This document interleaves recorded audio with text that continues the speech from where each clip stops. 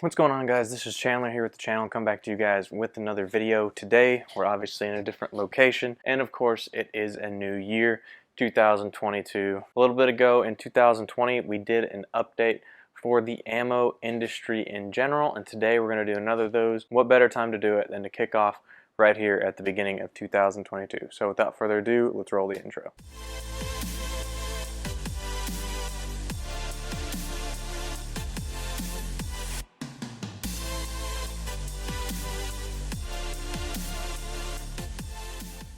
As always, we'll start with a disclaimer. Thing is, a lot of you probably don't need updated on it, the ammo industry. However, since our channel does have a lot of new shooters in it, we want to make sure that we keep them updated as well, and you may learn something today that you didn't know before. If you've been around a little bit and you were in the firearms industry before and were shooting guns in 2019 and earlier, you know that you used to be able to find 1,000 rounds of brass 9mm just about anywhere from $150 to $180. It was pretty easy to find, and of course steel was sometimes even cheaper than that. 223 was the same way and really easy to find. Of course, 2020 brought in a huge crowd of new people to the firearms industry, and that meant many new people buying ammunition as was unprecedented before the time. Plus, 2020 had the favorite summer cerveza that we all remember that caused huge supply chain issues. During the first half of 2020, sales of firearms were up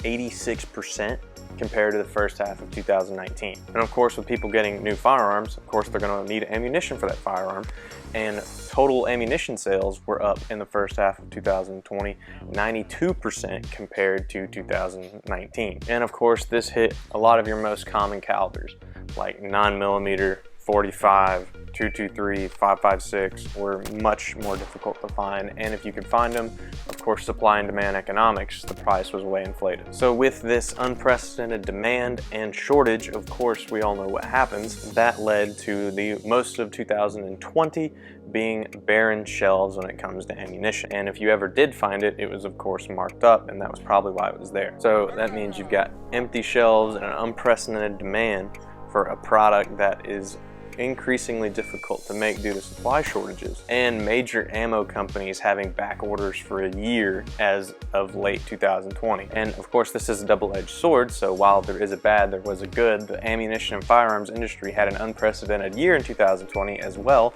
as many people were buying up as many firearms and as much ammo as they could. But this doesn't mean that the supply chain issue didn't persist. But the big thing with the lack of materials is that those smaller companies and different reloaders and manufacturers could not get their hands on it. That supply sort of dwindled out, only leaving sort of your big box retailers. So that's the story of 2020. We move into 2021, and of course I think you can all see, and we have as well, that while the situation hasn't solved itself, we did see prices of like 1,000 rounds of 9mm and 1,000 rounds of 223 go from like the $800 for 1,000 rounds, 80 cents a round, down to, I think now we're more in the $300 to $400 for 1,000 rounds of 223 and 9mm, and that of course depends for brass or steel, but you get the picture. At this point, we were just happy that we could somewhat afford ammunition to shoot again. And 2021 remained pretty relaxed up until here recently, and this was from the United States State Department putting a sanction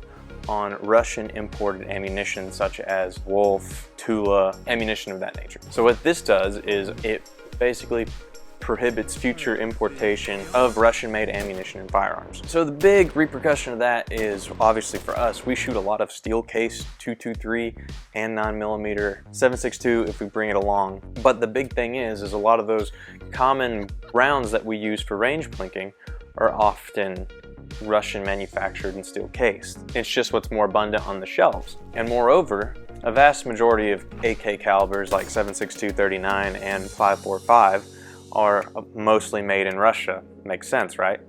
However, you have a lot of US-made manufacturers of firearms that make those now. However, there isn't really a lot of ammo manufacturers that produce more of an affordable steel case range ammunition of those. So those popular Russian exported calibers, those are all potentially on the chopping block. So a lot of importers knew this, and they secured ATF approval for importation, and that was before the sanctions. However, that approval only lasts for 2 years. So once that sanction goes into place and that 2 years is up, we can no longer import Russian ammunition or firearms into the United States. A little bit of statistics from that, about 30% of the ammunition purchased in the United States is imported from Russia. It's not that it will be an extreme scenario, however, 30% of our supply will then again be diminished. And at the rate things are going, we may not have the supply chain completely adjusted to what we're used to now in terms of demand. You can still find it at this point, however, that's just something to think about. So that is all the way through 2021. So 2022, what's it gonna look like in the future? Even though things are sort of stabilizing at the moment, we're not out of the woods yet. We've still got a couple of obstacles coming up that will have to be tackled and will probably result in a little bit of supply and demand price increases again. And that will come when these sanctions are going to full effect and we no longer have that approval for importation. You've still got year-long supply issues and backlogs that these ammo manufacturers have before they're even at a state where they can start gaining inventory again. So depending on how things go in that scenario and how many more people get into firearms, it's always good to see more people in it, but that's something to think about. As always, the more people that we bring into our industry and how great that is, we will see a continued demand for ammo increase. And with supply chain still being an issue, as well as possible sanctions constricting the supply of ammunition in the United States, we may still see some ammo issues over the next few years. Now, what can you do in this scenario? Obviously, you can go and check your local ammunition stores. We've had a lot of luck there in finding ammo for decent prices. A lot of times they don't tend to mark up as bad as the big retailers. However, some of the big retailers now also are doing sales that make for some pretty affordable ammunition prices, especially if you can get free shipping. We've been able to consistently find 9mm between 30 and 40 cents a round pretty consistently, and 223 is starting to get to that same range as well. So the big thing about it is when you do go out and shoot, because we all love it, probably don't do any mag dumps out there. Looking at you, Mac. Make sure to plan your trips to the range to make sure you're getting the most out of your ammunition. Be on the lookout for constantly restocked ammunition, and as well look into possibly getting a kit that changes the caliber of your firearm to a more affordable version if you can, such as the CMMG 22 conversion that a lot of us here on the channel use. All summed up, it looks like we still do have a little bit to get out of the woods here in the next few years. However, the ammo situation is much better than it was here in 2020. That's gonna about do it for this video, guys. If you like this kind of content, go ahead, like and subscribe down below. Hit that bell notification to be notified when we make a new video if you like, and leave us a comment for us to get back to you if you want. We always try to get back to those as soon as we can. Obviously, with what it is, we don't quite get out to the range as much as we used to with the ammo shortage. However, we do have a few range trips coming up in the next little bit. The shortage isn't a new thing at this point, but let us know how you're getting through it in the comment section down below. This has been Chandler with Range Day, where every day is Range Day. As always, thanks for watching and have a good one, guys.